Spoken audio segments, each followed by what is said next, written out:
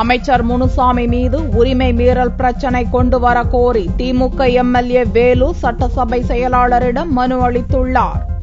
தமிழக சட்டசபையில் செவ்வாயன்று திமுக சட்டசபை தலைவர் ஸ்டாலின், துணைத் தலைவர் துரைமுருகன் மீது அமைச்சர் முனுசாமி உரிமை மீறல் பிரச்சினை கொண்டு வந்தார். தான் பேசாததை பேசியதாக பேட்டி அளித்ததாக அவர் புகார் தெரிவித்திருந்தார். இதையடுத்து தொடர்ந்த அமளியால் திமுக எம்எல்ஏக்கள் வெளியேற்றப்பட்டதுடன் அவர்களை சபாநாயகர் சஸ்பெண்ட் செய்தார். இந்நிலையில் புதன்கிழமையன்று திமுக எம்எல்ஏ வேலு தலைமைச் செயலகம் வந்தார். தன்னை பற்றி அமைச்சர் முனுசாமி கூறிய கருத்துக்களுக்கு உரிமை மீறல் பிரச்சினை கொண்டு வர வேண்டுமென சட்டசபை அலுவலகத்தில் மனு அளித்தார்.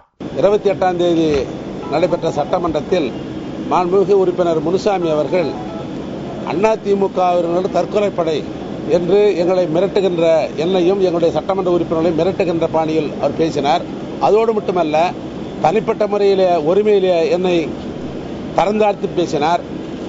எனவே இது உரிமை மீறுகிற பிரச்சனை என்கிற காரணத்தினால் அவர் மீது உரிமை குழுக்கு அனுப்பி நடவடிக்கை எடுக்க வேண்டும் என்ற கடிதத்தை இன்றைக்கு நான் ஒப்படைத்திருக்கிறேன்.